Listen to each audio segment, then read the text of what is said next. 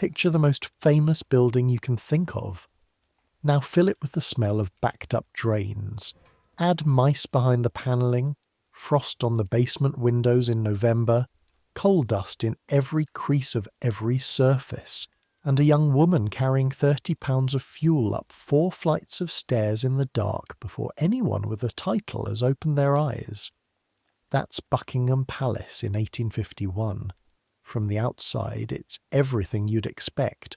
Pale stone, grand columns, iron gates with gilded tips. Crowds pressing against the railings all day hoping for a glimpse of something royal, something magnificent, something that proves that the most powerful empire on earth has a centre, and the centre is here, behind these gates, inside these walls. Inside, though, that's a different story. Inside, the drains back up with seasonal regularity, sending a smell through the lower corridors that would embarrass a middling-class household in Cheapside. The windows rattle in their frames all winter because nobody with authority over the maintenance budget wants to sign off on fixing them. The mice run freely through the kitchen stores. Rats nest behind the panelling in the east corridor, a scratching sound deliberate and unhurried that you will learn to classify by location, by time of night, by what it tells you about the state of the traps. The walls of the servants' dormitories run with damp from October to April. Black mould climbs the corners of rooms where 6 girls sleep 3 to a bed. And every morning, before the Palace of Buckingham has registered as a thing you live in rather than a thing you're still trying to survive, you're already underground and working. This is the dirty reality of Victoria's palace. Not the silk, not the gold leaf and the £3,000 chandeliers and the portraits of dead monarchs looking at something magnificent above your head. Not the blue drawing rooms or the white drawing rooms or the throne room or any of the rooms that have names. The reality is coal dust in your lungs, cold marble through your skirts, the specific weight of a full iron scuttle in your right arm, a weight that will be written into your right shoulder for the rest of your life in a way that a doctor with good eyes could probably read like a sentence. The reality is the constant grinding vigilance of being required not to exist in a building you spend 16 hours a day maintaining, of knowing every corridor and every staircase and every draught and every temperamental chimney in your wing, and knowing it invisibly, anonymously, in ways that no one above the servant's level will ever acknowledge or require acknowledgement of. We're going back there tonight, not as tourists, not as admirers pressing our noses against the railings on the mall. We're going in through the servants' entrance, which is at the back, which is not grand, which has a door that sticks in damp weather and a step that needs replacing, and which nobody has replaced in 11 years. We're going to work. We're going to be a housemaid. We're going to wake at 5 in the dark and carry coal and lay fires in rooms that will be warm and perfect by the time their occupants are ready to receive them, and then we're going to disappear back into the walls like we were never there. So, I make these history stories. Some of you fall asleep to them, which is the point. Some of you lie awake getting progressively more disturbed about Victorian labour conditions, which is also fine. That's a reasonable response to this material. Either way, you're welcome to subscribe. Get comfortable. Here we go. Your eyes open in absolute darkness, not the darkness of curtains drawn, where light finds the edges eventually, not the darkness of a bedroom with a street lamp outside. This is underground darkness, basement darkness, the darkness of a room with a single window set high in the wall that opens onto a stone area below street level, and even if there were light outside, the window is so thick with grime from the last time it was cleaned, which was 6 weeks ago by you, that the light doesn't come through clearly anyway. For half a second, half a heartbeat, You don't know where you are. Then it hits you. The smell. Not a single smell. Never a single smell down here. It comes in layers, the way fog comes in layers over a river, each one distinct if you know to look for it, all of them present simultaneously. First, coal dust. Always coal dust first, because it is in everything, in your blanket, in your hair, even freshly washed, in the creases of your palms, no matter how many times you soap them in cold water. The smell of coal is the smell of your days now, the mineral earthiness of it, the way it coats the back of your throat every morning before you've spoken a word or done anything except breathe. Then, the smell of the room itself, which is the smell of the 7 girls sleeping in it. Not unpleasant exactly. You're all working girls, all of you careful about the basics of cleanliness, in the way that people are careful when cleanliness is both difficult and professional necessity. But the smell of bodies is real and present and dense in the early morning before anyone has moved. Wool and cotton and the faint animal warmth of humans sleeping pressed together against the cold. Then, underneath it, rising from below, the drains. The palace drains are a problem. Everyone knows they are a problem. Everyone with actual authority over the palace infrastructure has been told they are a problem. The problem is the specific nature of Victorian sanitary engineering, which is not yet what it could be, not yet what it will be, not yet adequate to the task of moving the waste of several hundred people through the pipes beneath a building constructed before anyone adequately understood what adequate drainage needed to look like. On damp days, on particularly cold mornings when the air is heavy and still, this smell rises through the basement corridors from somewhere below even the basement, from somewhere in the infrastructure of the building, and sits in the air like a fact.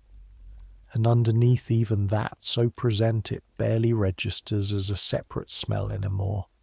Old stone, damp stone, the smell of a building that is far older in its bones than its painted face suggests, the smell of centuries condensed into the deep foundations of a palace that has been many things before it became this. Welcome to Buckingham Palace, London, England, 1851. The year Prince Albert has been organising the Great Exhibition, and Hyde Park is full of workmen building something made of iron and glass that people are calling a crystal palace. And London is electric with the idea of it, and you have not seen any of it yet. Your half-day off is Sunday afternoon. The last 4 Sunday afternoons you have spent writing letters home to your mother in Yorkshire and sleeping until 6 when the evening routine calls you back. You are Agnes Hartley. You're 17 years old. You arrived in London 11 months ago on the early coach from Leeds with 23 shillings in your apron pocket, 1 change of clothes wrapped in cloth, your mother's Bible, and a letter of reference from the vicar's wife at your village church in Yorkshire, who knew the wife of a man who supplied provisions to one of the palace kitchens, who knew an under-housekeeper who had an opening for an under-housemaid. That chain of people and favours, and knowing someone is the reason you are here instead of in Yorkshire, which is where you would be otherwise, which is where your mother is, which is where your 2 younger brothers are, which is a place that is 3/4 of a day away by coach, and might as well be a different country now. Back home, everyone said London would make something of you. London was opportunity. London was the place you went if you had sense enough to recognise it. They weren't wrong about London. They were wrong in ways both smaller and larger than you expected, about almost everything else. The church bell somewhere above and beyond the basement rings 5 times. Not clearly. You feel it more than hear it, a distant vibration absorbed by the stone. But you know the time. You've been waking at 5 in the morning for 11 months. Your body has made its peace with this requirement. You ease yourself out from beside Mary without waking her. Mary is the other under housemaid in your room, a girl from Shropshire who arrived 18 months before you, and who sleeps with the total stillness of someone who has learned that any extra sleeping is worth protecting. She doesn't stir. On your other side, Ellen, 14, arrived 6 weeks ago from a village in Herefordshire, still homesick in the specific way that has no cure except time. Makes a small sound and pulls the blanket tighter around herself. She's awake. She's been awake probably since 4. She just hasn't moved yet. You don't say anything. There's nothing useful to say at 5 in the morning in a cold basement dormitory. Your feet find the floor. The floor is stone. Not stone with carpet or matting over it, just stone. The original flagstones, worn smooth by however many decades of feet before yours. The cold of the stone goes straight through your cotton stockings with a completeness that makes your toes curl back involuntarily, that makes your body register a protest it knows won't be listened to. You push through it. This is your morning.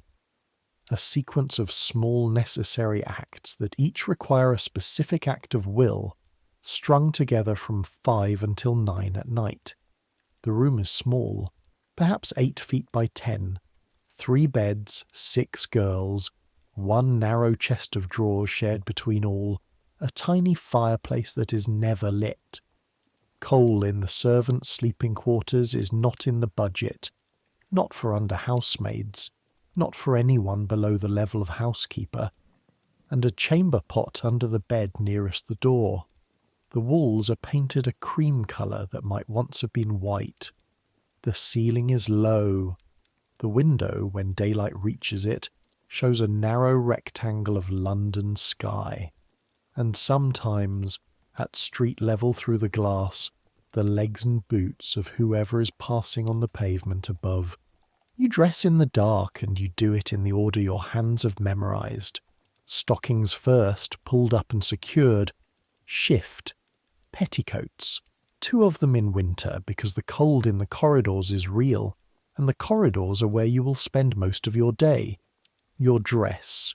Grey cotton. Precisely the right shade of grey that is the uniform of an under housemaid in this wing of the palace. The white collar. Your apron, white and starched. The aprons come back from the palace, laundry starched and folded, one of the small courtesies of the position, and your cap, pinned with 2 pins at specific angles that Mrs. Thorpe will check. Mrs. Thorpe checks everything. This is the most reliable fact of your working life. Your shoes last. Plain black leather with laces slightly worn on the left heel. They fit as well as they did in Yorkshire, which is to say they fit as well as any shoe fits when you wear it for 12 hours a day on stone floors. You tie the laces by feel. You check your apron pocket for the box of matches. Present. This is the most important object you carry, more important than your reference letter, more important than the Bible, more important than the key ring, with 4 keys that you will add to your responsibilities in 6 months. You are a housemaid. The match is what makes you useful. You ease open the door and step into the servants' corridor. The servants' corridor in this wing of the palace runs for approximately 120 feet, with bedroom doors on one side and storage and utility rooms on the other. It is lit at each end by gas lamps turned to their lowest setting overnight. Just enough light to move by. Just enough to distinguish the door of the room you need from the door of the room beside it. The floor is the same flagstone. The ceiling is low. The cream paint continues. At the far end, a lamp brighter than the corridor lamps. Mrs. Thorpe, already present, already in motion, speaking in a low voice to Jane, the senior housemaid, who has been here 3 years, and whose knowledge of the palace runs so deep that she sometimes seems less like a person and more like an extension of the building itself. Mrs. Thorpe sees you. She sees everything. Miss Hartley. Mrs. Thorpe. The blue drawing room first this morning. Her Majesty's sitting room is being prepared separately. Your round is your usual rooms plus the back gallery. Yes, Mrs. Thorpe. The scuttle positioning in the first floor corridor was incorrect yesterday evening. Not a question, a statement of fact. Yes, Mrs. Thorpe, I'm sorry. She doesn't acknowledge this. She has already turned back to Jane and her notebook. A small black notebook in which every room in this wing of the palace is accounted for, every fire schedule and linen inventory and piece of furniture that needs particular attention. It is the most important document in your world. Off you go, she says. You go. The coal cellar is in the deepest reachable part of the basement, through a door that opens with a key from your ring, the smallest key, most worn, the one that's been used the longest. The corridor that leads to it smells of the drains more strongly than anywhere else, a fact you have stopped remarking on internally, because remarking on it serves no purpose. You breathe through your mouth along this stretch. The door opens, the coal cellar is roughly 20 feet square. A chute in the ceiling, currently sealed with a wooden cover, leads up to the street above. This is where the coal deliveries come down twice weekly in a thundering black cascade that sends dust through the air for hours afterward, a delivery that leaves you coughing for the rest of the afternoon. The cellar walls are black. Everything in here is black. You hang your lamp on the hook inside the door. You know not to take it near the coal. You pick up the first scuttle. The iron scuttle, empty, weighs perhaps 6 pounds. Full, it weighs 30, sometimes a little more. This is not an estimation. You know this weight the way you know the weight of your own hands. You fill it. The shovel is buried somewhere in the back of the coal pile, and in the dim reflected lamplight from the door you can't locate it quickly, so your hands go into the coal and you scoop. The coal is cold, genuinely cold, a mineral cold that penetrates your fingers immediately, the cold of something that has been underground and in this room since Tuesday, and has absorbed all the cold available to it. The coal makes a heavy clatter as it drops into the scuttle, and a fine black cloud rises with each addition, and you breathe the cloud in because there's no other option, and you will be coughing this cloud out in small increments for the next hour.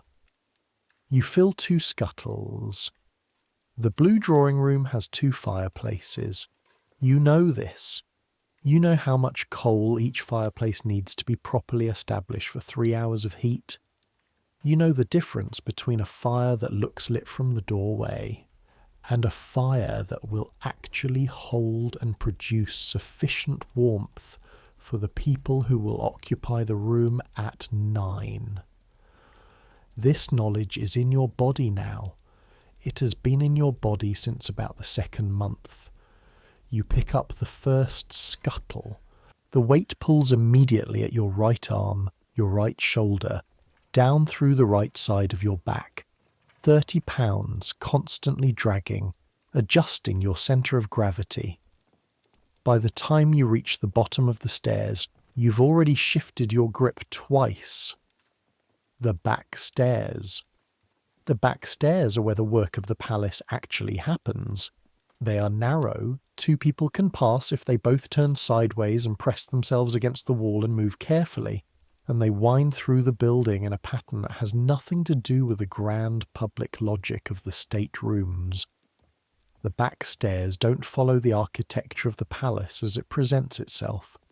They follow the architecture of the palace as it functions. They go from the basement to the upper floors in a route that weaves behind and between the spaces where the family and their guests move, connecting the parts of the building that exist to be seen to the parts of the building that exist to support the parts that are seen. Everything that keeps the palace running passes through these stairs.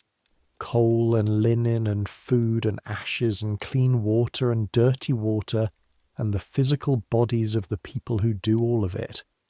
At 5 in the morning, the stairs are already in use. You pass 2 girls on the second landing going down as you go up. You nod. They nod. No one speaks. Speaking in the back corridors is not formally prohibited, but it is not encouraged. Sound carries in stone buildings. The family's rooms are separated from the servants' roots by walls that are thicker than you expected when you arrived, and thinner than you'd like now that you're used to them. Mrs. Thorpe has never told you not to speak in the back corridors.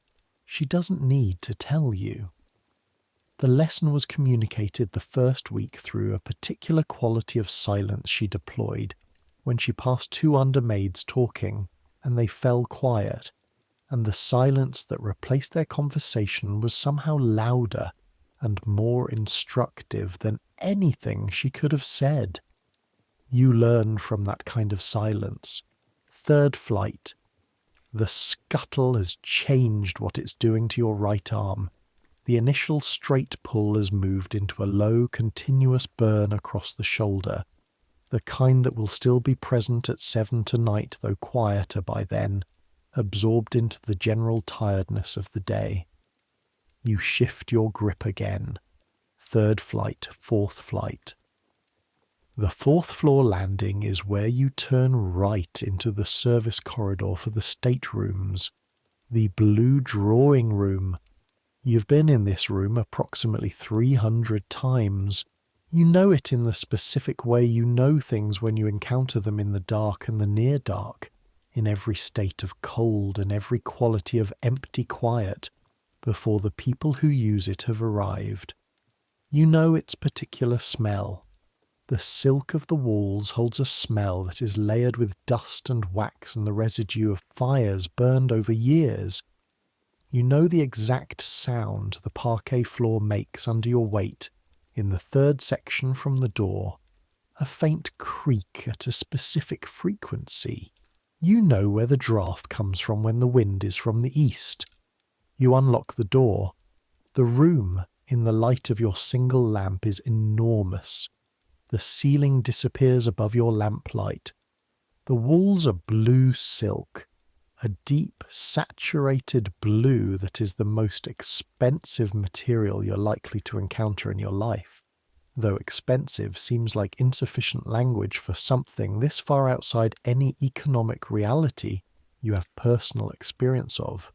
The blue silk walls make the cold of the room visible in some way you can't quite articulate. They make it feel exactly as cold as it is. The first fireplace is white marble. It stands nearly as tall as you do, with white marble columns and a gilded mirror above it that reaches toward the ceiling. On the mantelpiece, a French clock that you've been instructed never to touch. Candelabras, small gilded objects whose specific function you've never determined. You kneel at the hearth. The cold of the marble goes through your skirts immediately, through both petticoats, through your stockings, and meets your knees like a judgment. You've stopped wincing at it. Your body has classified it as unavoidable and no longer registers it as surprise. You lay the fire. This is a skill. This is a thing people talk about as if it's obvious, as if the mechanics of it are available to anyone with a match, and they are wrong. The mechanics of laying a fire that will actually stay lit and produce sustained heat for 3 or 4 hours without anyone attending to it. That is a skill with a specific sequence and specific criteria at each stage, and getting it wrong means a cold room at 9 o'clock and consequences that reach from Mrs. Thorpe's notebook to the satisfaction or dissatisfaction of a woman who runs an empire. The ash from yesterday's fire brushed into the ash pan. You carry the ash pan to the ash bin in the corridor and bring it back empty. The ash is fine and pale and rises around you in a small cloud as you work, mixing with the coal dust already present in your lungs. Then paper. Crumpled newspaper from the servants' hall. The 4-day-old paper that comes down from above stairs once it's finished upstairs. Not crumpled too tight and it burns before the wood catches. The newspaper is slightly damp from the morning air, which means you use slightly more of it. 2 extra sheets pressed into the angles between the grate bars. Then wood. Dry kindling from the basket beside the hearth, split into pieces roughly the size of your hand, arranged in a crisscross that allows air to move through. You can feel the dryness of the wood in your fingers as you handle it. Wood that will catch and hold is dry in a way that feels almost papery, light for its volume. Then coal. Small pieces first, selected from the scuttle by feel in the near darkness, the smaller pieces that catch quickly. You place them with spaces between them, not packed tight, because coal needs to breathe to burn properly. This is a thing you know in your hands, not through being told. Match. You reach into your apron pocket and you take out the box and you take out a single match and you strike it against the side of the box. The flame is very bright, very orange, very warm against your cold face. Warm in the specific way that is almost painful when your face has been cold for 40 minutes already. You hold the match for 1 second. 1 second of orange warmth against your cheek. And then you touch it to the bottom edge of the paper. The paper catches. The flame licks upward through the crumpled sheets. The wood begins to smoke, then to crackle, the small orange flames spreading through the kindling with the particular sound of wood burning in its first minutes, a dry, snapping sound, intermittent, gaining confidence. You watch. You don't move yet. You have learned that a fire that looks established at 30 seconds is not the same as a fire that's actually established. A draft you haven't noticed yet, a damp log, something you got wrong in the arrangement that isn't visible until this moment. These things can kill a fire at 45 seconds that looked certain at 30. You have lost fires to all of these things. You don't lose them anymore. The wood catches fully. The coal pieces at the edges begin to glow, orange seeping into mineral black, the fire's language spreading from the periphery inward. The room begins to exist in a different way. There is a centre now, a warm centre, a point of light and heat in the cold darkness of a room that has been waiting since last night. The fire is established. You stand. Your knees ache from the marble.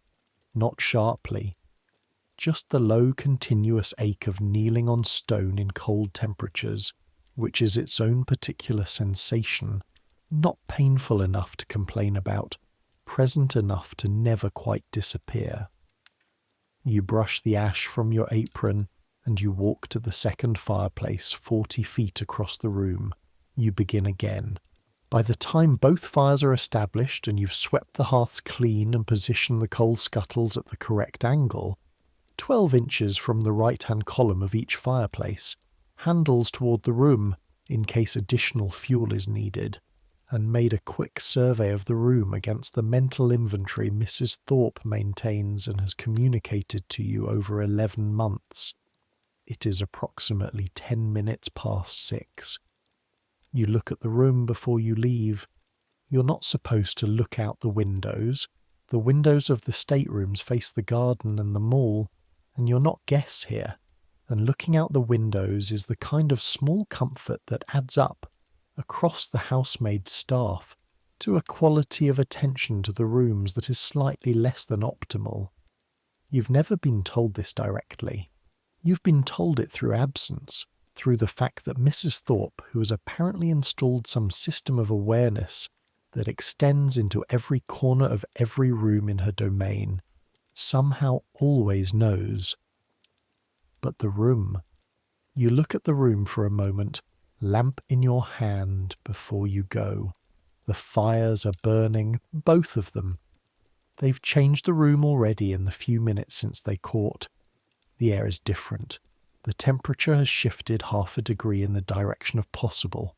The blue silk walls in firelight are deeper and more alive than they are in winter daylight. The gilded mirror above the first fireplace catches the moving light and throws it back, fractured and warm. This room will be warm and clean and perfect at 9 o'clock. Someone will walk into it and take that for granted, as they are meant to. The warmth will be ambient and sourceless in the way that warmth in a well-run household always is. The coal scuttles will be positioned correctly. The hearths will be spotless, and you will be gone. You pick up your lamp and your ashpan and you go. The servants' hall at 5:30 has the particular energy of a room full of tired people who are not yet fully awake, but are already in the process of becoming functional. Approximately 30 people in this wing of the palace, all of whom have been up since 5 or earlier, all of whom have done at least one task before breakfast. The tea is strong, the bread is plain white bread, nothing on it. This is breakfast at Buckingham Palace. You eat quickly. The tables have a hierarchy as precisely organised as any other aspect of the household. Mrs. Thorpe at the head.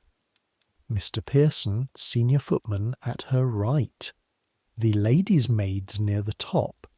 They have a status that is somewhere between upper and lower servants, attached as they are to specific members of the family rather than to the household generally, and they know it and carry it in their posture. Down the table, housemaids, kitchen maids, laundry maids, the scullery maids at the far end who look like they haven't slept, because they may not have slept, because the kitchen at a royal palace operates at hours that make 5 o'clock seem like a lie-in. You're 11 places from the head. You know this because you count occasionally. Agnes, Jane, 3 places up. After your morning rounds, Mrs. Thorpe wants you in the linen corridor. The inventory before the month ends. All of it? All of it. And, she adds, the kind of casual addition that is never actually casual when it comes from Jane. Her Majesty noticed a smudge on the mirror outside the yellow room yesterday evening. A pause. The mirror has been cleaned, you say. The mirror will need cleaning again. This is the information being delivered. The mirror is on your round. The Queen noticed a smudge. This is now a documented fact in the world, a fact that will make its way into Mrs. Thorpe's notebook in whatever shorthand Mrs. Thorpe uses. The mirror's cleanliness is now a specifically watched thing, rather than just a routine thing. I'll see to it, you say. You finish your bread. Here is what you need to understand about cleaning the palace. And when I say understand, I mean in the physical, specific, lived in your body sense, rather than the interesting history fact sense. In an ordinary house, cleaning means making things clean. You encounter a dirty surface. You make it clean. You continue. In the palace, cleaning means creating the impression that cleaning is not required. The fire must be burning, but the ash cannot be present.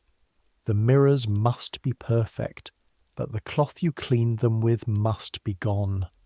The floors must shine, but the marks of the person who shined them must have been removed before the person who notices such things arrives.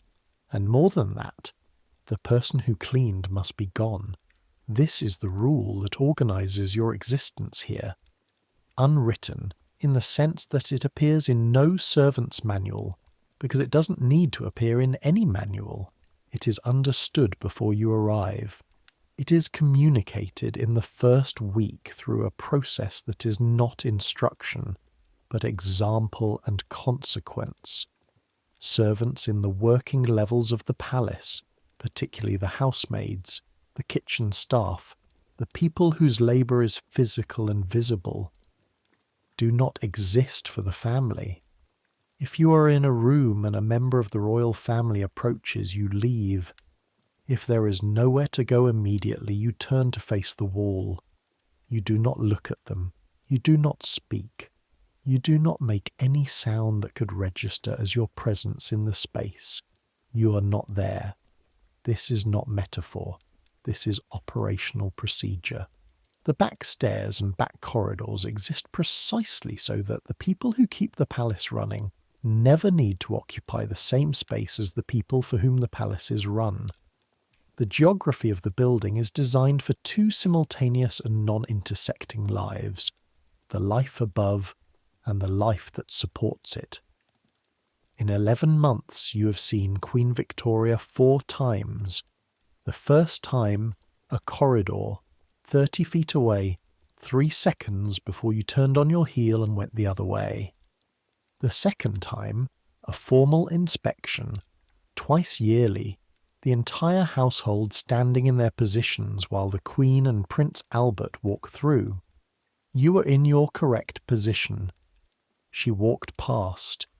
You looked at the opposite wall. The third time, the garden, through a window, at an angle that technically doesn't count as looking out a window, because you were attending to the window frame for a draft check, and you happened to see her at the far end of the path. The fourth time, the time that lives in your stomach, you were coming down the back stairs with a chamber pot, a full chamber pot.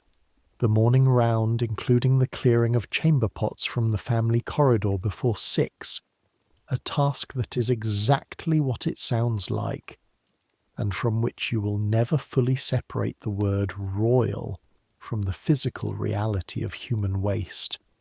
And you came around the second-floor landing corner, and there was a royal page in the corridor doorway, and behind him, 6 feet away and looking slightly to her right, talking to someone, was the Queen.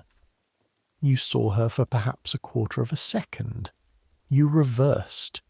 You pressed yourself against the wall behind the staircase door and stood there with your heart hammering so loudly you were certain it could be heard in the corridor. The page saw you. He looked at you with the professional blankness of someone who's been trained for exactly this eventuality. He continued forward. The Queen did not turn her head. You stood behind that door for 2 full minutes. Mrs. Thorpe heard about it. She always hears about everything. She said nothing directly. For 2 weeks afterward, you were on corridor maintenance rather than room rounds, a lateral move that kept you away from spaces where the family might appear, while also keeping you on 14-hour days with additional walking. You didn't make that mistake again. The morning rounds take until 8. 8 fireplaces in your full circuit, plus the 2 in the blue drawing room. 10 fires, 10 swept hearths, 10 sets of scuttles positioned. The mirror outside the yellow room receives 20 minutes of attention. You breathe on the glass and buff in circles and step back and breathe and buff again until you can see your own cap in it with a clarity that would satisfy anyone. Your arms have a particular quality by 8 o'clock, not pain, just the continuous low burn of muscles that have been in use since before 6. Your right shoulder carries the signature of the coal scuttles. Your lower back carries the signature of the kneeling. Your fingers are slightly numb at the tips from the cold of the grates and the handles and the stone floors. This is your normal. You've been working long enough that normal has been redefined. The linen corridor is on the upper servants' level, a passage lined with deep built-in cupboards, whose doors you open with the key on your ring. The linen cupboards have a smell that is one of the small genuine pleasures of your day. Lavender from the dried sachets placed between the shelves, the clean starch of pressed cotton, old fabric and careful storage. After the coal cellar, after the ash, after the staircase with its stone and dust smell, The linen corridor smells good. You open the first cupboard. Sheets first, because they're heaviest, and you want them done before your arms are tired. Real linen sheets, not the cotton blend you sleep on. You remove them one at a time, count them, record them in the ledger, replace them. The linen is heavy and dense and has the particular resistance of something that has been washed and starched so many times it has developed a character of its own. The royal cipher is embroidered into each piece. VR in red thread, Victoria Regina. Queen Victoria. 47 tablecloths of the larger size, 32 of the smaller, 190 napkins, 88 sheets of the main grade, 23 sheets of the finer grade reserved for the Queen's own rooms, 63 towels of various sizes. One sheet has a small tear at one corner, approximately 2 inches, quarter to fold seam. You mark it in the ledger and set it aside. It will go to the palace seamstresses. It will be repaired. Nothing is thrown away. This principle, nothing wasted, operates at every level of the household, but most visibly at yours. The food the servants eat is the remainder of what was prepared above. Not the leavings from plates, but the end of joints, the surplus from dishes not fully consumed, bread from the previous day. The coal you use in the servants' workspaces is the coal not of sufficient quality for the stateroom fireplaces. The soap is the last remnants of bars used upstairs, collected and reformed. Nothing exits the building while it still has use left in it. You don't find this degrading exactly. You found it surprising initially in the specificity of it, the idea of the thing versus the texture of the thing. In the idea, you knew servants used what was left. In the texture, the leftover bread at breakfast has a specific staleness. The soap has a specific grey colour. The quality of the blanket on your bed is a specific quality that has a name you don't use because naming it doesn't help you sleep under it. This is the texture, the daily lived texture of keeping a palace running from below. Around the table at noon, Hobbs the footman is talking about the great exhibition. He managed to see it last Sunday. The Crystal Palace itself, he says, and you can hear the capitals in his voice. You can't. There's no way to describe it to someone who hasn't seen it. The whole thing made of glass, bigger than anything you've ever been inside. The trees are inside it. The trees? Ellen asks. She's 14 and recently arrived and still at the age where she asks questions directly when she wants to know things. Old trees that were already standing in the park when they built it. They just built the glass house over them. So there are full-grown elm trees inside a glass building in Hyde Park, right now. What's inside besides the trees, you ask? Hobbs gives you a look of slight approval. You don't ask questions very often, and when you do, he seems to treat it as evidence that the questions matter. Everything. The whole world in one building, machines from Birmingham, fabric from India, a crystal fountain, 4 tons of it, in the centre, a machine that makes envelopes automatically, 12,000 an hour, while you watch the mechanism running, jewellery from everywhere, a diamond from India that people are queuing 3 hours to see. You think about the linen inventory, the royal cipher on the sheets you've just been counting. When did you see it? Mary asks. Sunday week, spent the whole afternoon. Barely saw a quarter of it. Hobbs shakes his head. Prince Albert's done something remarkable. Whatever you might say about... He glances toward the head of the table where Mrs. Thorpe is eating in her particular quality of silence that hears everything. Whatever anyone might say, this exhibition is extraordinary. You file this away. Sunday afternoon. Hyde Park. If the stars align and you get a free Sunday, which is not guaranteed. The afternoon is what Mrs. Thorpe calls the foundation work, the maintenance of the palace's visual fabric that underpins everything the morning rounds accomplish. While the morning is about fireplaces and immediate preparation, the afternoon is about the underlying quality of surfaces. The portraits in the long gallery on the first floor are your assignment today. The gallery runs parallel to the staterooms, faces lined up on both sides from the south entrance to the north stairs, faces going back centuries. You've dusted these frames so many times you know each painting by its frame before you can see the subject.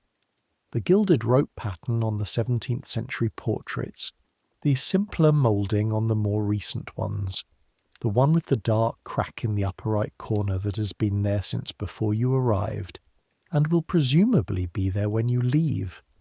You work with a chamois cloth, real leather, soft as the inside of your wrist. You start at the top of each frame and work downward, never touching the canvas. If you damage a painting, you cannot pay for it in any conceivable financial reality. If you damage a painting, you leave. This is not a hypothetical threat. 3 years before you arrived, a girl knocked a small landscape from the wall on the south gallery end while cleaning. The painting was not seriously damaged. The frame absorbed most of the impact, but she was given notice by the end of the day. The gallery is cold, always cold. The high windows let in winter light of the quality that illuminates but does not warm. The fires at either end are for the rooms beyond, not the corridor itself. The temperature in the gallery sits at something just above genuinely unpleasant from October to April, and your breath makes small pale clouds as you work. Your fingers stiffen by the third painting. You work anyway. Your fingers know the cloth and the frame by muscle memory now, and stiffness doesn't prevent the work as much as it changes the sensation of it.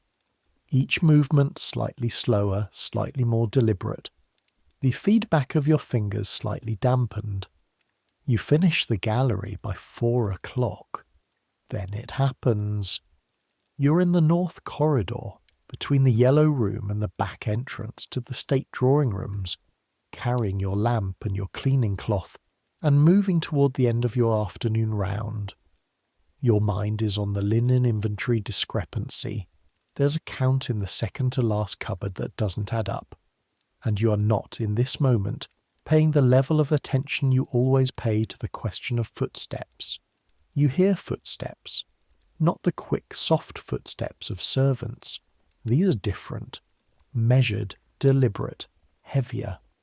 The footsteps of someone who has not learned to move quietly.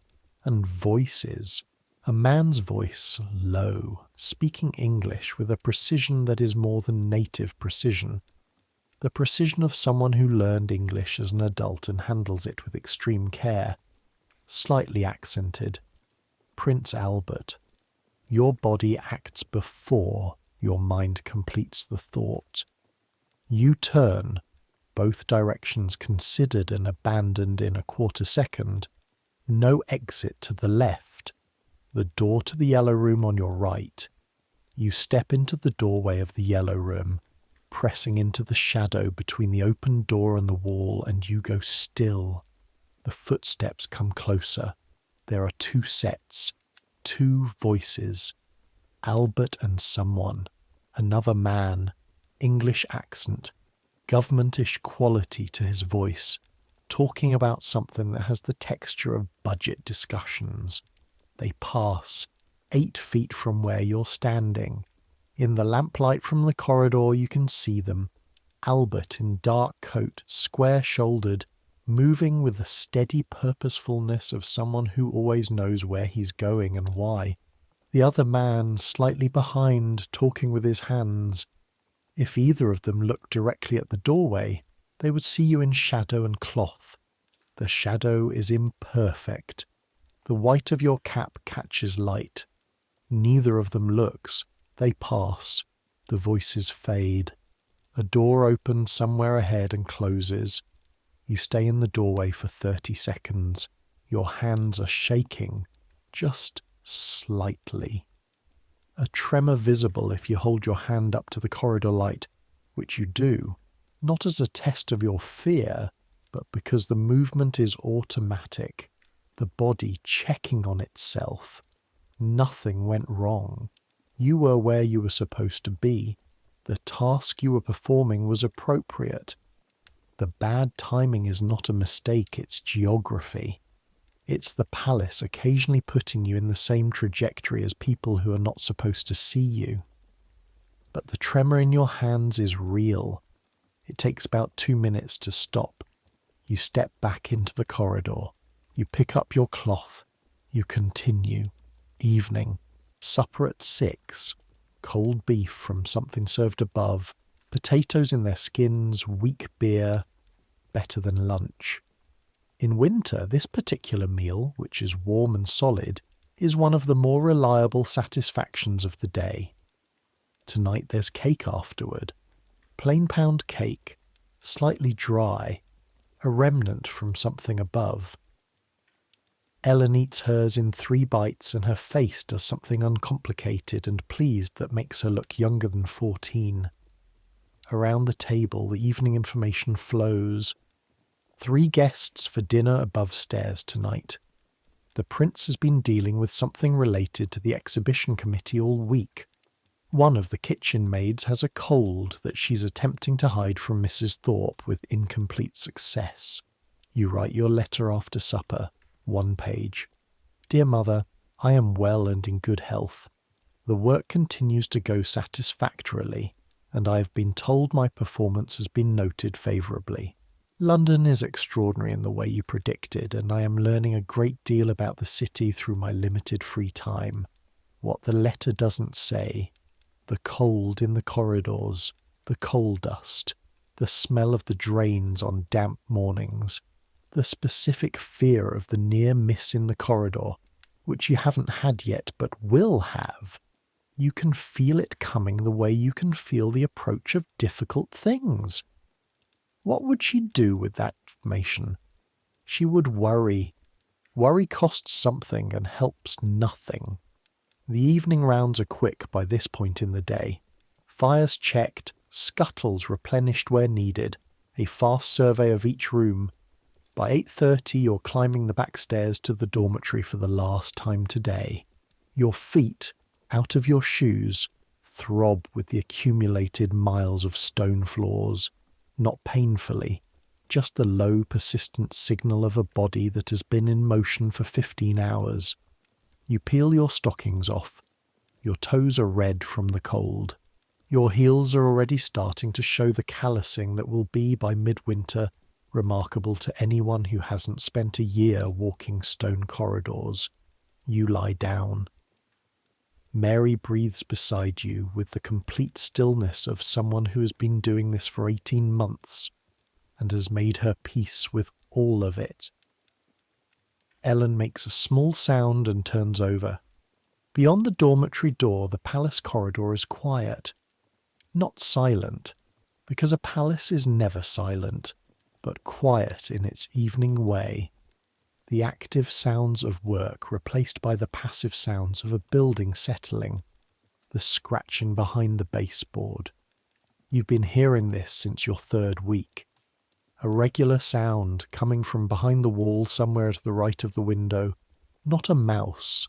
Mice have a lighter, more erratic sound. A quick scratch and gone. This is heavier, more deliberate. This is a rat. Probably the same rat or one of several rats who use this particular route behind the servant dormitory walls. The rat catchers were here 2 weeks ago. The sound continues. Somewhere beyond the basement window, London is continuing its night. Not quietly, London doesn't do quiet, but in its nighttime register, the higher-pitched activity of daytime trading and delivery traffic, replaced by the lower-pitched sounds of tavern noise and late cart traffic, and the occasional distant shout of someone communicating something across a distance. You close your eyes, Your body is at the particular state of tiredness that is almost comfortable. The muscles have been used and are now ready to not be used. The cold has settled into a manageable temperature under the blanket, with Mary's warmth supplementing your own.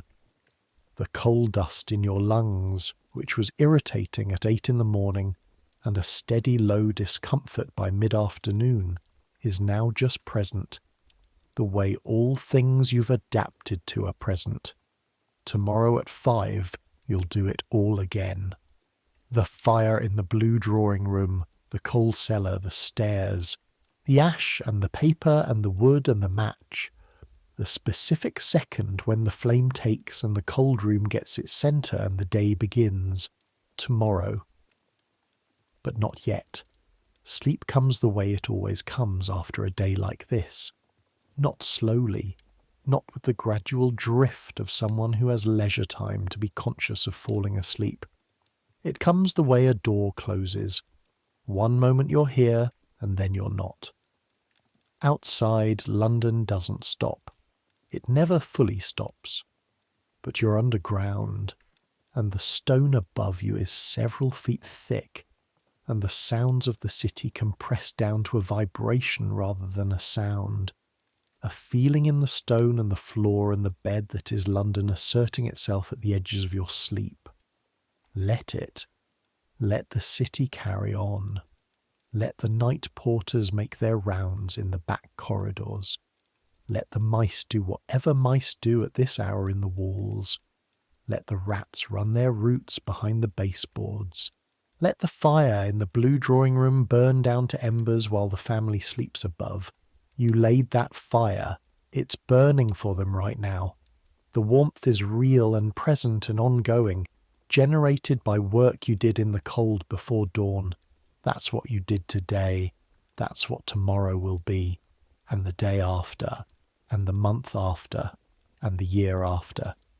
You are becoming, have become, actually, though you don't know it yet, one of the essential, anonymous, invisible things that keep this building alive, not as important as the foundations, not as permanent as the walls, but as necessary as both, in the way that warmth is necessary, in the way that any building that contains living people must be warm. Sleep. Let sleep come the way the fire comes, after the preparation, after the work, after everything that needs to be done before the good thing can happen. You've done the work. Let the rest come. 4 weeks after the exhibition opens, Mrs. Thorpe gives you a free Sunday. She says it at breakfast on Saturday morning, in the same tone she uses for everything, the tone that makes good news and bad news sound identical until you've passed the actual words.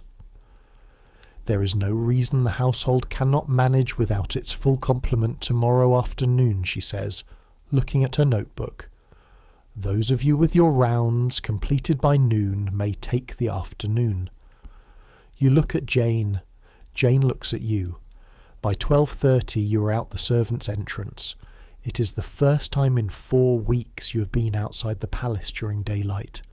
London in May.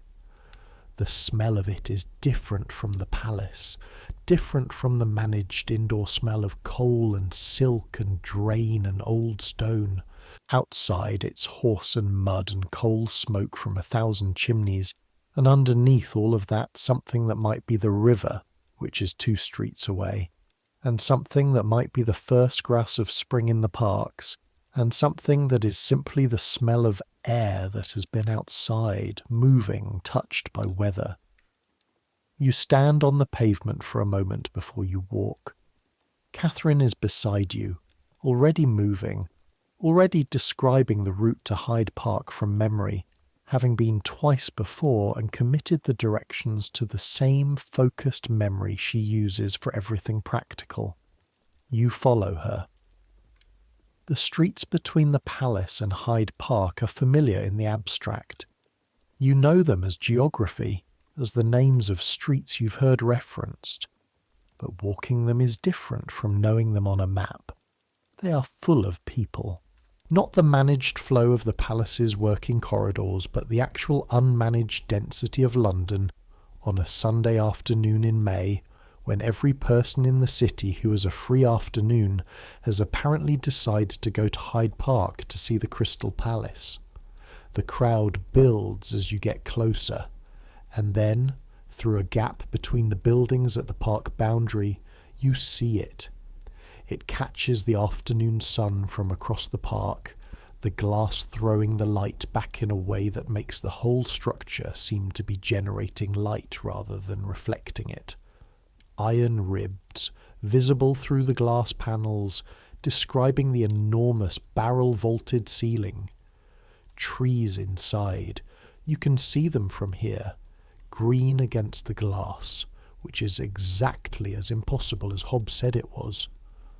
God, Catherine says. You walk in silence for the last few minutes.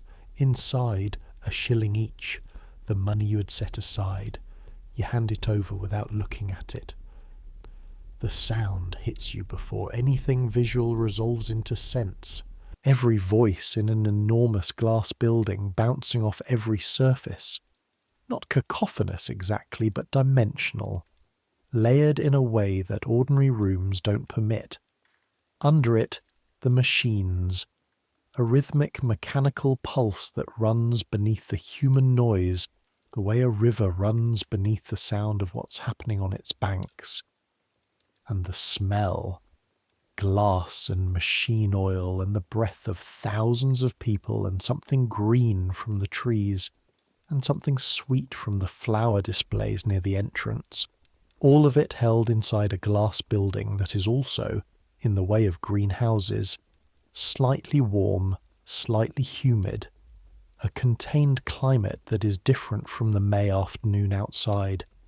You walk through it for 3 hours, the Koh-i-Noor diamond in its case, smaller than you imagined, but the glow of it is real, the way gems have a quality of catching light that reproduction doesn't capture. The envelope machine, you stand in front of it for 10 minutes, watching the mechanism fold and seal and produce with a speed that your eye can follow individually, but that accumulates before you to a pile that grows visibly while you stand there. The fabric halls, Catherine's destination, her priority, the place she has been moving towards since you entered.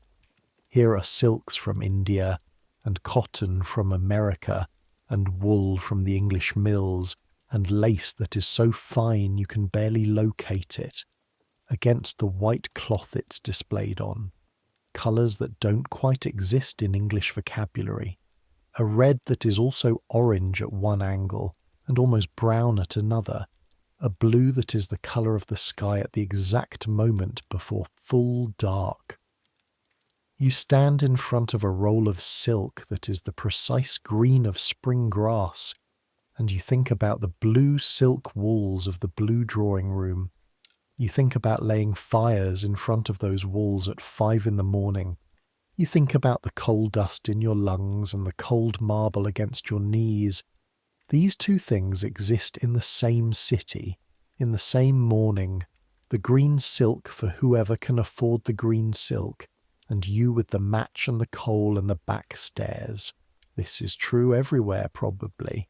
It is especially visible here, where everything has been gathered together for display. If I had money, Catherine says, looking at the green silk. It's not a complaint. It's just naming a thing. What would you do with it? She shrugs. The question is too large and too hypothetical for a specific answer. What would anyone do with money? Something wonderful, she says. You look at the silk for another moment. Then you move on. You're back at the palace by 6:15. The evening round begins at 6:30. You're in the coal cellar at 5 the next morning. The great exhibition closes in October, having received 6 million visitors. Prince Albert considers it, by all accounts, a complete vindication of everything he pushed for against considerable resistance. The Crystal Palace is disassembled from Hyde Park and moved to Sydenham, where it becomes something else. A pleasure ground, an exhibition space of a different kind, permanent rather than temporary. London moves on to the next thing. You move into your second winter. The second winter is different from the first in the specific way that familiar things are different from new things. The cold is the same, the coal is the same, the stairs are the same, but you move through all of it without the additional cognitive load of encountering it for the first time. The cold in the morning is expected and absorbed rather than surprising and resisted. The weight of the scuttle on the stairs is something your body knows completely now. The specific sound of the second floor stair creak is part of your navigation rather than an interruption of it. In January there is a heavy frost. The water in the basin on the dormitory windowsill freezes solid overnight. You know this is coming. The temperature dropped yesterday afternoon to something genuinely serious, a cold that the palace's rattling windows admitted without resistance. So you have set aside an extra pitcher of water before bed, covered with a cloth, positioned near the dormitory's tiny grate. In the morning, you break the ice on the basin with your elbow rather than your fist, having learned in December that your fist is more useful to you unbruised. Ellen discovers the trick too, watching you. Elbow, you tell her. Elbow, she repeats, and demonstrates on the ice on her own side of the basin. The ice cracks, and she looks briefly, genuinely pleased. The small pleasure of a technique successfully applied. She's learning. She's been learning since October, and the rate of it has been satisfying to watch. Not because you're invested in her progress in any formal sense, but because watching someone learn something you know is a particular kind of recognition. You see yourself in it. The same focused attention, the same small victories of competence accumulated over time. You show her the newspaper in shoes trick in December. Cut it to fit the insole, you tell her, not wadded up, flat like a lining. Otherwise it just moves around and doesn't help.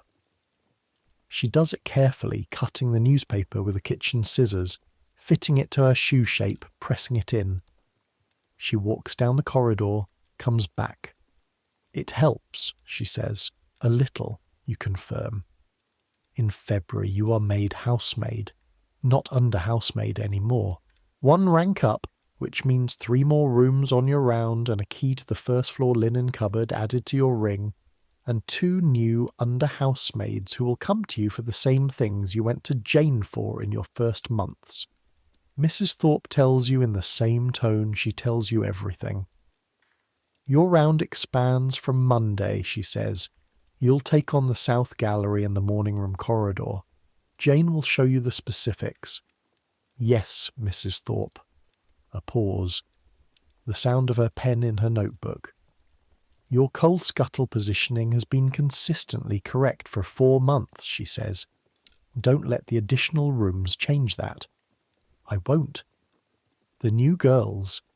There's one starting next week from somewhere in Worcestershire. 14. You'll show her the coal. I understand. She looks at you over the notebook, just briefly. Show her properly, she says. You show the girl from Worcestershire properly. Her name is Rose, and she's small for 14, and she looks at the coal cellar with an expression that is not quite fear, but is adjacent to fear. The expression of someone encountering a physical reality considerably more substantial than what they were expecting. You show her how to fill the scuttle. You show her the weight of it before she lifts it so her body has a moment to prepare. You show her the route up the stairs, which stair creaks and why you avoid it, not because the family will hear you, but because silence is a practice, and practices done for reasons become practices done without reasons, and that's when they're really yours. The fires, you tell her. The fire is the whole thing. Everything else is preparation for the fire. She nods. She's paying attention. She has the look of someone who knows that paying attention is the most important thing she has right now. You were that person 14 months ago. The spring comes, March, April, the slow greening of whatever you can see from the palace windows on the corridors that face the gardens. The fireplace work changes. Less coal needed as the temperatures rise. Eventually the fires become optional, and then the fires become seasonal, and you start the transition from fire laying to the summer work, which is different in character if not in difficulty. Summer cleaning at a palace is archaeological. You access rooms that have been in daily use and discover what daily use does to surfaces over 9 months of fires and lamp smoke and the breath and movement of people. The ceiling of the blue drawing room, which you've never actually looked at properly because your work is at floor level, turns out to be painted in a way that requires specialised cleaning once a year. A process that involves scaffolding brought in by a small and extremely focused team of specialists whose expertise is painted ceilings and who work in complete silence and who acknowledge no one below them on the scaffolding, which makes them easier to ignore than most palace specialists. You wash chandeliers. This is the job you think about most looking back. Not because it's the hardest, it isn't, but because of the thing it produces. The chandelier from the north drawing room is brought down on its pulley by you and Jane together in July.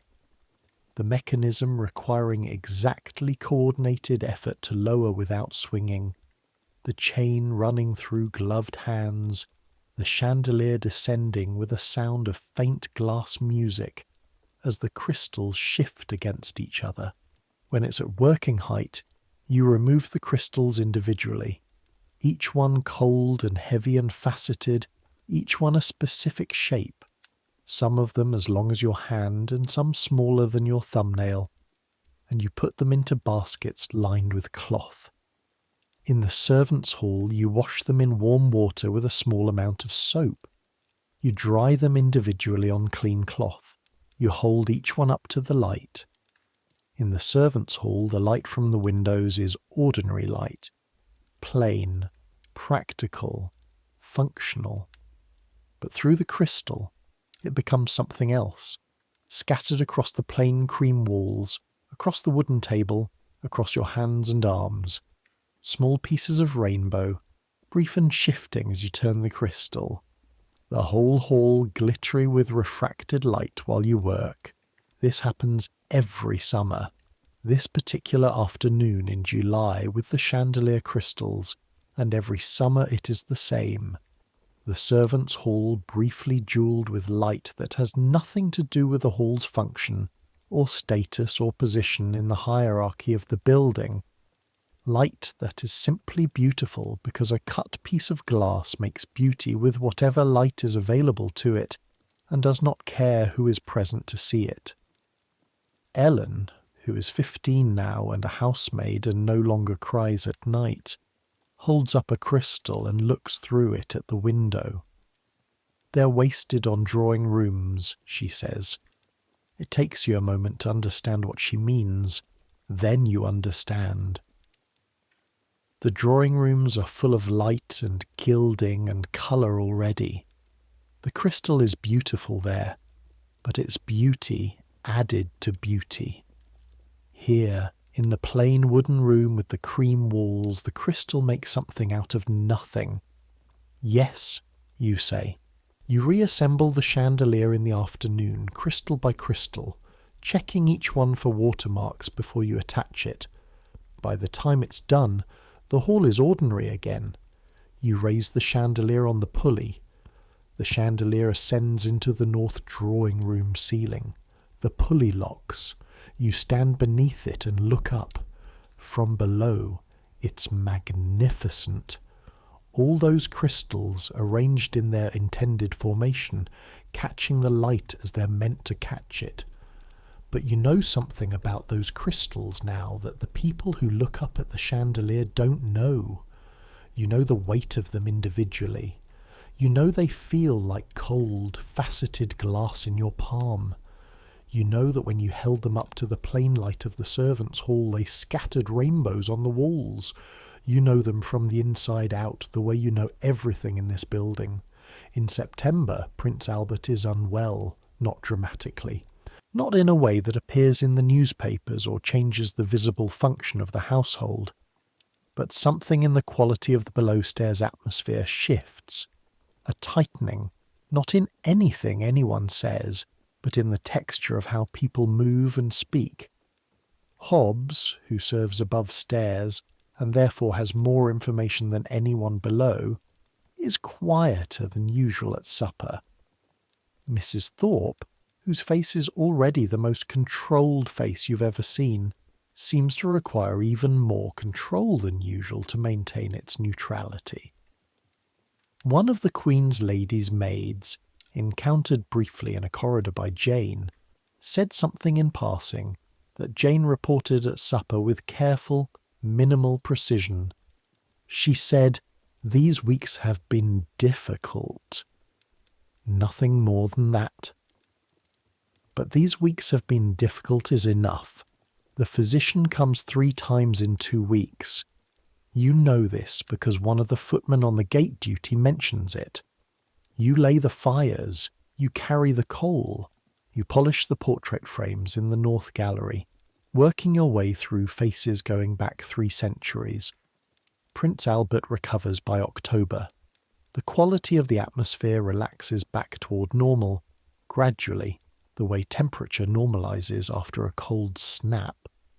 Not immediately, but perceptibly over days. The thing about working inside a household like this, inside the household of people who are not just employers but symbols, people whose health and happiness affect not just the house but the world.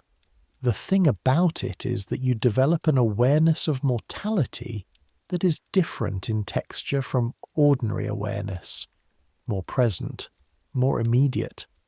The Queen is a woman. She's 32 years old in 1851, and she is healthy, and she will outlive almost everyone currently in this building. You don't know that. You can't know that. What you can know is that she is a woman who gets illnesses, who has children, who grows tired. She is not the figure on a coin. She is a person in a palace. And you lay fires in the room she uses. There's something in that. You can't name it precisely. Something like intimacy without contact. You know everything about the physical conditions of her daily life, the temperature of her rooms, the quality of the light, the sounds that reach the state rooms from the gardens in the morning. She doesn't know you exist. This has never been the point, but the something, the unnamed thing, exists regardless. November becomes December. December brings a state dinner. Mrs. Thorpe announces it at breakfast on a Wednesday. Thursday evening, 36 guests. State dinner in the formal dining room. All staff at full preparation from Wednesday noon. This is what a state dinner at Buckingham Palace means for the people below stairs.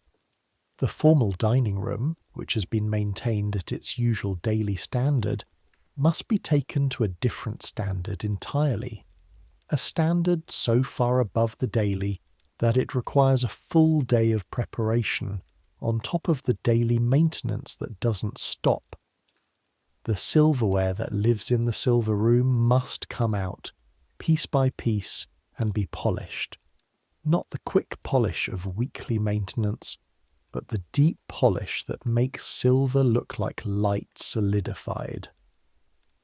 This is 4 hours of work for 2 people.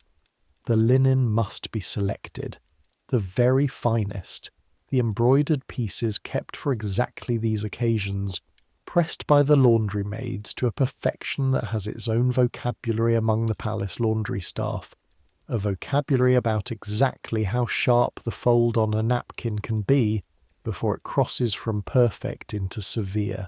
The china must be checked and arranged. The formal service, which lives in the china room in padded compartments individually fitted to each piece, which you have cleaned but never set out, which is the territory of the under-butlers and Mr. Pearson. The flowers must come in from the palace gardens or from wherever the florist brings them. This happens Thursday morning and transforms the kitchen service corridors briefly into something that smells like a garden, transplanted underground. Vases and greenery everywhere, girls stepping around them, and all of this on top of the ordinary daily work which doesn't pause for a state dinner. The fires still need to be laid, the coal still needs to be carried, the ordinary rooms still need their ordinary attention. You work Wednesday until 10 at night, Thursday you work until 9, you eat your meals standing in the kitchen corridor too busy to sit. The cook, an enormous man named Reardon who manages the palace kitchen with the focused aggression of a general who knows what happens when logistics fail, is at his most compressed and purposeful on state dinner days, moving through the kitchen with a speed that his bulk makes unexpected, tasting things with a spoon he keeps in his apron pocket, issuing corrections in a voice that is somehow very quiet and very certain simultaneously.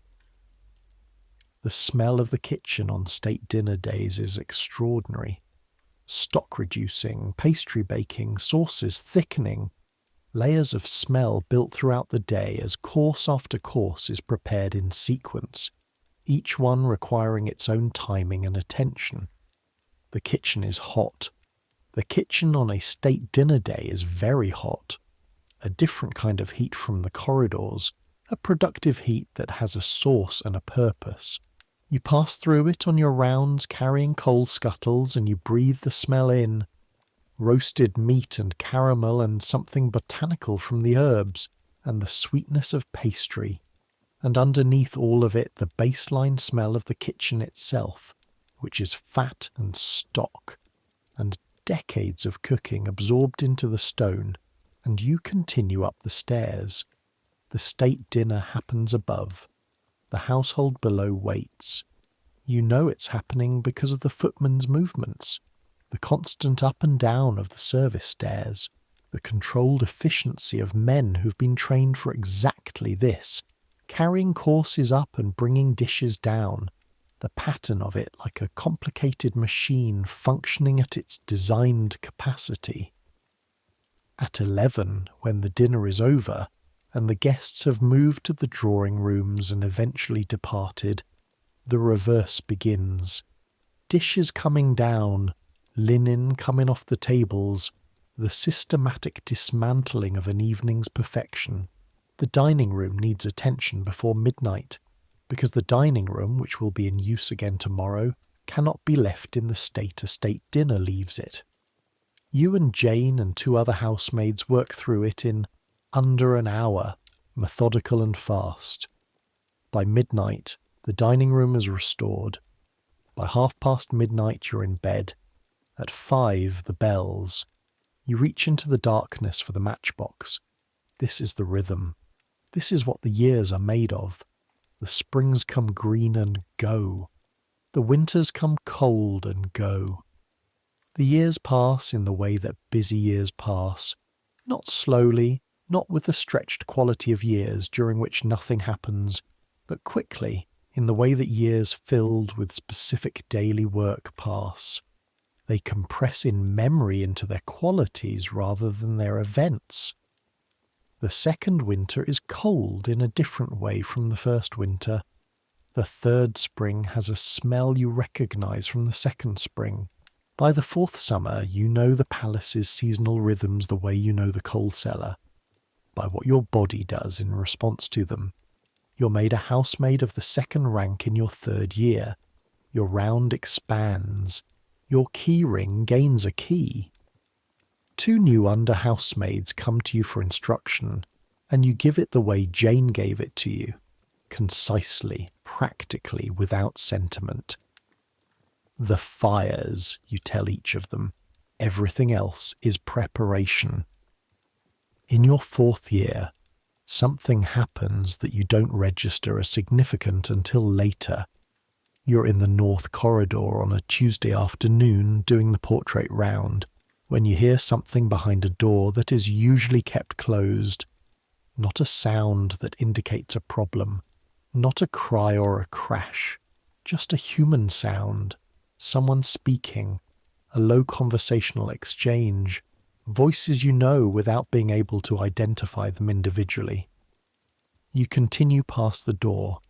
The portraits need the chamois cloth, but the sound, two voices behind a closed door, speaking with the ease of people completely at home in the space they occupy, stays with you for the rest of the afternoon in a way you don't immediately understand. Later, eating supper, you understand it. The sound was the sound of people for whom this building is home, not a workplace, not an institution.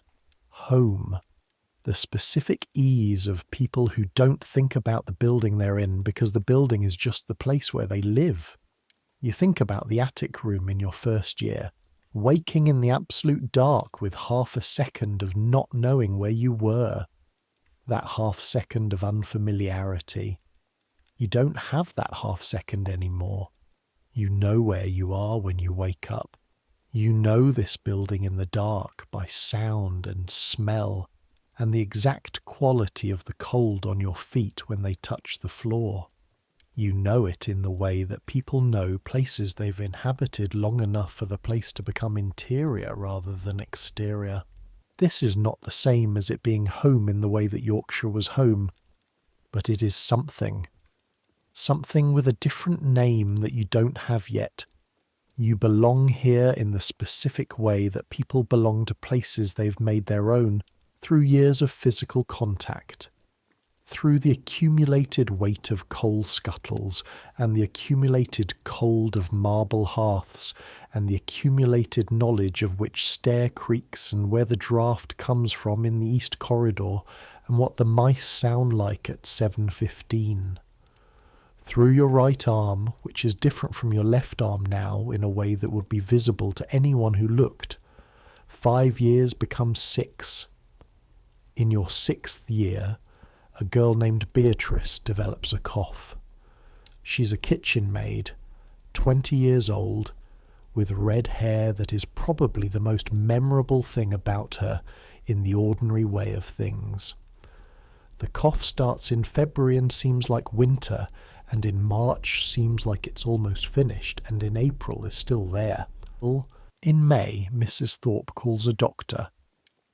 The doctor comes on a Tuesday and examines Beatrice in Mrs. Thorpe's sitting room. The lavender smell, the small fire, the most private official space available below stairs. And then speaks with Mrs. Thorpe for 15 minutes. At supper, Mrs. Thorpe stands at the head of the table. Beatrice will be returning home, she says. She's unwell and the palace is not the right environment for her recovery. Her wages are paid to the end of the month. We wish her well. Nobody says the word, but the word is present in the silence that follows, as clearly as if it were spoken. Consumption. In 1856, consumption kills more people in England than any other single illness. It is more common in people who are tired, who are not eating enough, who live in close quarters in damp conditions, who breathe air that is cold and dusty and enclosed.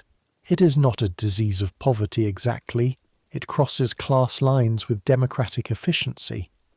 But it has preferences, and the preferences correspond in uncomfortable detail to the conditions of the palace servant's basement in any given winter. You watch Beatrice leave the next morning through the servant's entrance. She is carrying a small bag. She does not look at anyone. Her red hair is covered by her bonnet. You are holding a coal scuttle. You're on your way to the stairs. You watch the door close. Then you carry the coal up the stairs. You are not unaffected. This is not something you are unaffected by. But the coal needs to be carried and the fire needs to be laid, and the morning round waits with the specific indifference of daily work to whatever else is happening in the lives of the people who do it. You lay the fire in the blue drawing room. You watch it catch.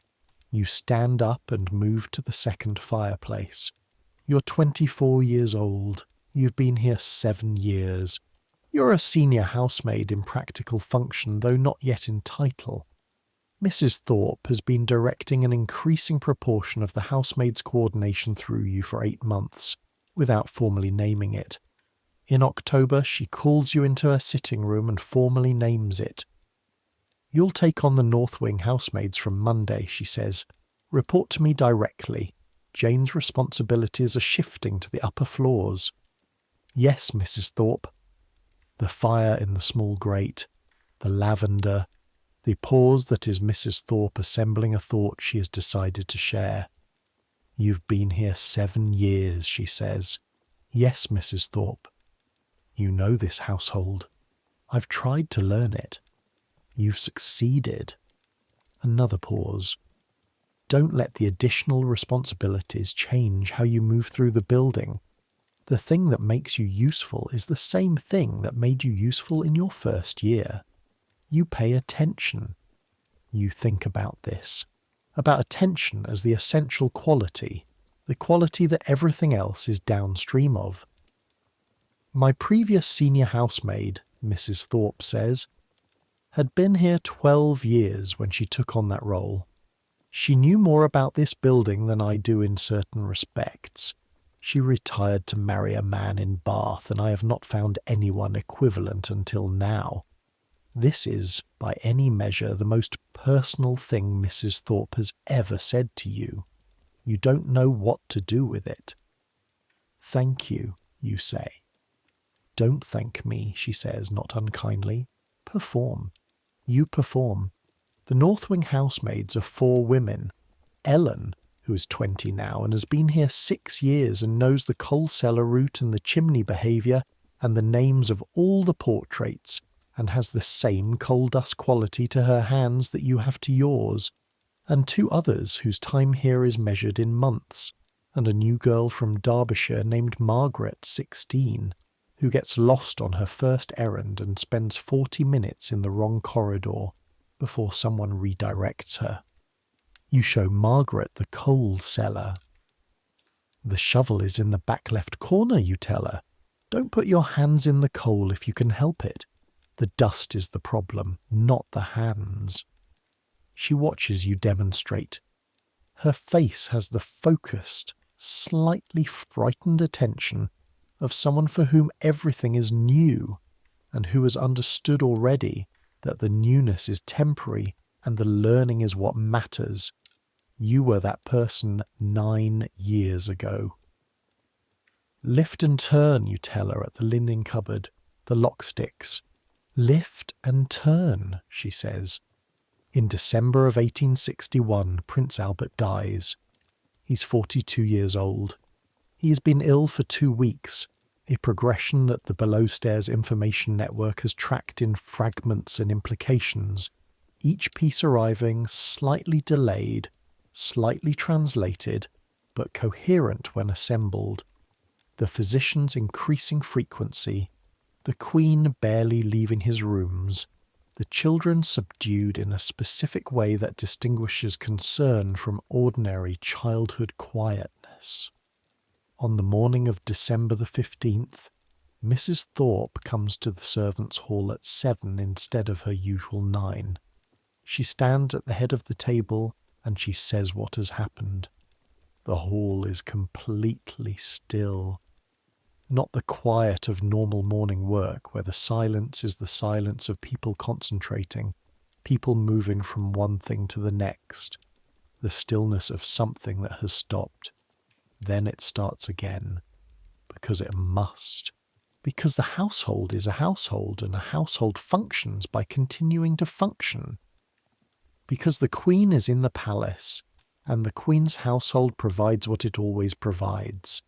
Because the fires need to be laid, and the coal needs to be carried, and the corridors need to be walked, you go to the coal cellar, you fill the first scuttle, your hands in the coal, the cold mineral coal, the black dust rising around your fingers. You've done this perhaps 4,000 times. You do it now. The palace changes after Albert dies, not immediately, not all at once. Over months, the shape of the household shifts around the central absence, the way a room shifts after a piece of furniture is removed. The space it occupied doesn't disappear. It just becomes negative space, something defined by what's not there. The formal entertaining stops. The state rooms that were used for dinners and receptions are closed. The Queen goes to Windsor, to Balmoral, to Osborne House on the Isle of Wight, and the palace is reduced to skeleton maintenance staff, keeping a building that is no longer functioning as a centre of anything. Your work changes in character, if not in volume. Without the family present, the rule of invisibility is suspended, not because the rule no longer matters, but because there's no one to be invisible for. The back corridors are used for their own convenience rather than for avoidance. The atmosphere below stairs loosens by several degrees, the permanent ambient vigilance replaced by something more like ordinary work. You clean rooms that have been closed. You work with dust sheets and the specific smell of rooms that haven't had their air properly circulated in months, a flat, slightly sweet staleness. You open windows and the air comes in, and you wash surfaces, and you think about how strange it is to clean a room that no one is using, to keep it in a state of readiness for occupants who aren't coming, to maintain the standard for its own sake rather than for an immediate purpose. But that is what maintenance is. Maintenance is readiness. Maintenance is the work done before the need arises. You've been doing this work for 10 years. You are good at it. The palace, in its empty winter, is a different thing. The gas lamps in the state corridors are turned down. The sounds are different. Less human activity, more building sound. The specific sounds of a large stone structure being itself, the settling and the draft and the pipes. The rats behind the panelling are more audible in the absence of human noise, which is not comforting but is interesting, in the specific way that things are interesting when you've been somewhere long enough to register their details. You walk the corridors with a lamp in the early morning, and the palace feels very old, not in a frightening way, in a historical way, the way a forest feels old, the accumulation of what has been here expressed in the material of what's still here. You are one of the people keeping this building ready, one of the people whose daily work means that when the family returns, the palace will be what it's supposed to be. The fires will catch, the mirrors will be clean, the linen inventory will be correct. That's a real thing. Spring of 1863. You're 29 years old, 12 years in the palace. Mrs. Thorpe calls you into her sitting room. The lavender smell, the small fire. You have been in this room perhaps 20 times now, enough that its specific dimensions and qualities are familiar. The particular squeak of the floorboard just inside the door that you avoid by stepping slightly to the left. I am taking on additional responsibilities at the household level, Mrs. Thorpe says. The senior housekeeping coordination for the staterooms will come to me from March. This means your role expands accordingly. I understand. The north wing and the state corridor housemaids, your direct reports. Yes, Mrs. Thorpe. A longer pause than usual. The fire makes a small sound. I have been at this palace for 23 years, Mrs. Thorpe says. You wait. When I arrived, I was 27. Younger than you are now. I knew households. I'd worked in 2 good households before this. But I did not know this place. She looks at the notebook in her hands, not at you. This place requires a particular kind of person. The work is the same work as any large household. The conditions, she pauses.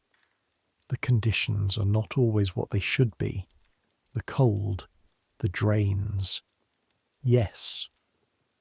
What this place requires is a person who does the work regardless of the conditions, who does not require the conditions to be ideal in order to do the work well. You look at her, you are that person, she says. You have been that person for 12 years. The fire crackles. Somewhere in the corridor outside, one of the undermaids passes with soft footsteps. Don't ever let anyone tell you this is small work, Mrs. Thorpe says, and her voice is still entirely neutral, entirely controlled, and underneath the control is something that you recognise as the closest she comes to feeling things openly. The people in these rooms do not keep the rooms. They do not lay the fires. They do not count the linen. They do not know the weight of a coal scuttle or the cold of a marble hearth. They live in a building that functions perfectly because someone attends to its functioning. That someone is you and the people you oversee. That is not small. She looks at you now. That is everything, she says. You don't say anything. There isn't anything adequate to say. Back to work, she says. You go back to work. The years continue.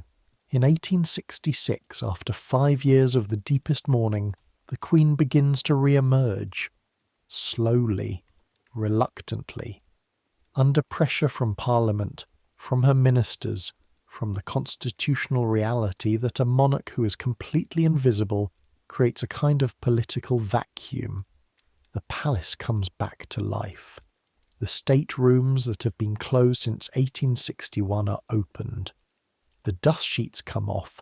Your work, yours and the housemaids under you. The chandeliers are uncovered and cleaned. The silver is brought out and polished. The formal rooms fill with air that has been absent for years. There is a household inspection in November. The entire household lines up in their positions. Every servant, every housekeeper, every footman and maid and cook and under-butler in the precise formation that has been established for this ceremony. Mrs. Thorpe at the head of the housemaids' line, you beside her, which is where you stand now. The Queen walks through. She is dressed in black. She will always, for the rest of her long life, be dressed in black. Her face is the face from the portraits, and also not. Smaller in person, older now than you expected when you arrived in 1851, and saw the young Queen on the formal inspection, rounder, more tired, a woman carrying an enormous weight with the posture of someone who will not permit the weight to show. She walks through the line. You look at the opposite wall. Your posture is exactly what it should be. Your dress is clean. Your cap is pinned at the correct angles. Your hands are at your sides. The Queen passes. She does not pause at you.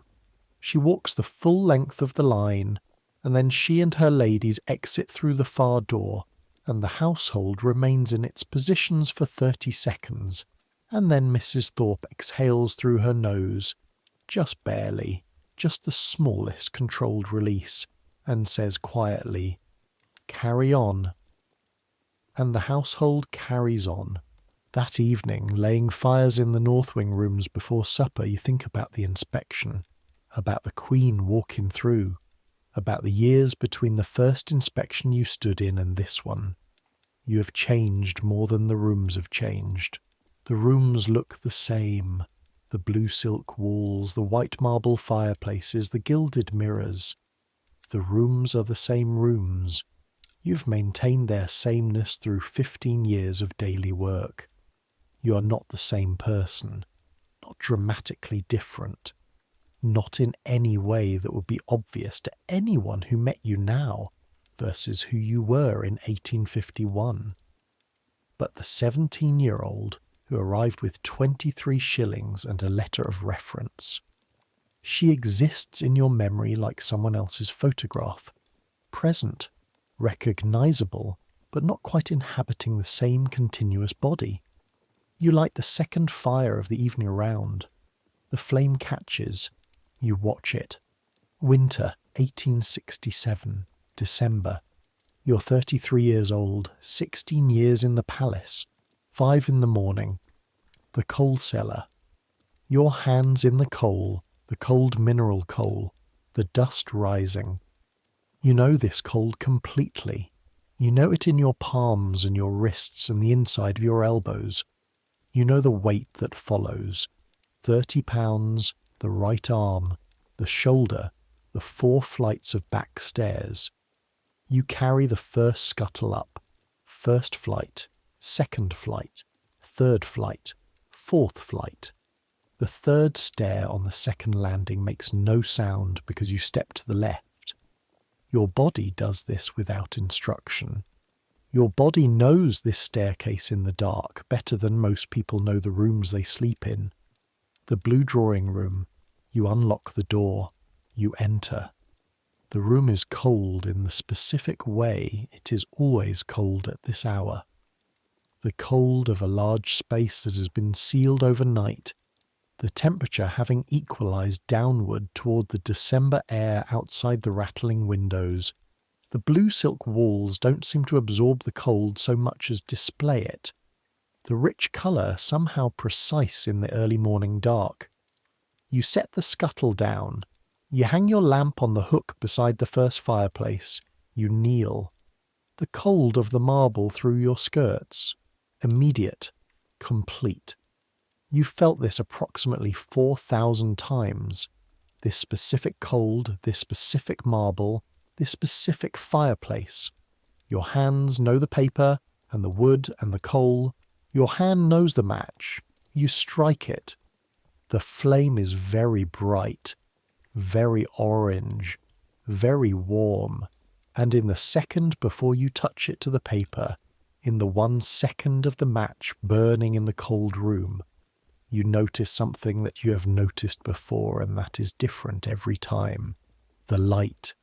The flame reflects in the gilded mirror above the fireplace. It catches in the crystals of the chandelier above you, which you can see now, which you helped clean in July, each crystal cold in your hands, each one scattered light on the servants' hall walls. It touches the edge of the blue silk walls and makes them briefly warmer in colour, the blue shifting towards something purple-brown in the orange light. The room, for 1 second, is different from what it is at 9 o'clock when the family uses it. At 9, it's a room in a palace. Formal. Grand. Performing its grandeur without effort. At 5 in the morning, with 1 match lit, it's something else. Something you don't have a name for. Something that has to do with being in the centre of something large and quiet and old and being the person who is beginning the day for it. The person who will have left by the time anyone else arrives. You touch the flame to the paper catches, the wood crackles, the coal begins its slow, red transformation at the edges, the fire is established. You stand, your knees ache. They will always ache. This is permanent, the cold marble morning ache in your knees, a feature of your body now the way your right arm is different from your left. These things are written into you by the work, the way work always writes itself into the bodies of the people who do it. You move to the second fireplace. You begin again. This is what history doesn't record. History records the people in the portraits in the North Gallery.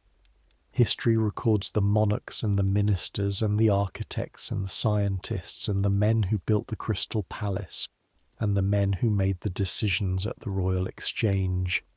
History doesn't record who laid the fires. History doesn't record who carried the coal up 4 flights of back stairs in the dark before anyone with a title had opened their eyes.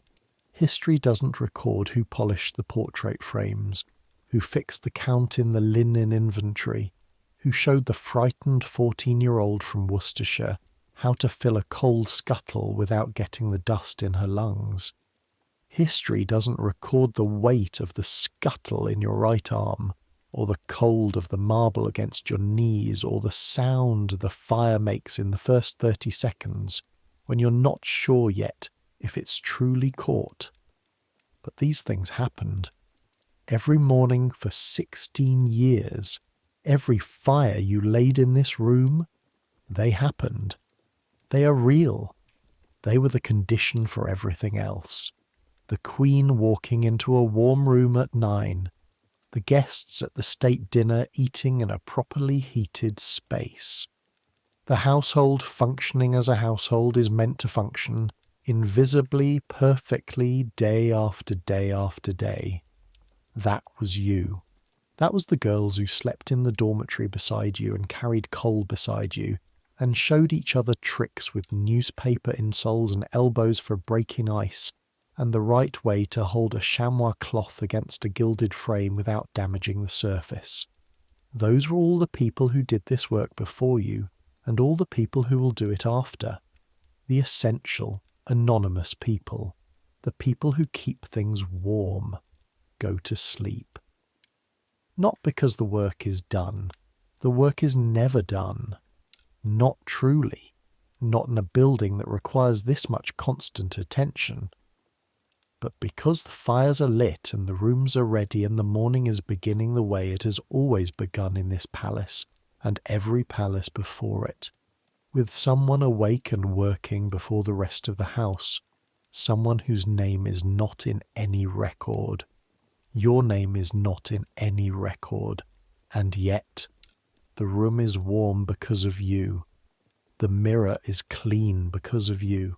The crystals in the chandelier are clear because you washed them in the servants' hall in July and held each one up to the light. The fire is burning. Let it burn. Let the palace sleep around it. Let the corridors be quiet. Let the gallery with its portraits be dark and still. Let the crystal palace stand in its new home in Sydenham, catching whatever moonlight finds it, the glass panels holding the dark and giving it back as something slightly less dark. Let London continue its nighttime self outside these walls, the river moving, the watermen tied up, the last of the taverns spilling light onto the streets, the fog if there's fog, the frost if there's frost, the rain if there's rain. London is always doing something with weather, and it always does it without consulting anyone. Let it do it. You are warm enough, fed enough, safe enough. You have a building that you know better than you know yourself in certain ways. You know it in your palms and the soles of your feet and the muscles of your right arm. You have women who bring questions to you and trust the answers you give them. You have a key ring with keys that open things that matter. You have 16 years of knowing how to make something cold into something warm. That's more than enough. That's considerable. Let your breathing slow. Let the sound of the coal settling in the fireplace fade. The small crackle of it, the low percussion of the fire doing what fires do, burning through the night in the room where you laid it. Let sleep come the way it comes after real work, not the slow drift of restless nights, but the clean drop of a body that has used itself fully and is ready to stop. The church bell rings somewhere beyond the palace walls, marking an hour you're too comfortable to count. The last thing, the smell of coal dust, which is so familiar now it barely registers as a smell anymore. It is just the smell of your days, the smell of what you are, the smell that'll be in the creases of your hands tomorrow morning, and the morning after, and the morning after that. And underneath it, just barely, something else, something that has been present actually, since the moment the first fire caught this morning, and will be present until the last coal burns down to ash tonight. The smell of warmth. Warmth from cold materials. Warmth made by someone who woke in the dark and did the work. That's you. That has always been you. Good night.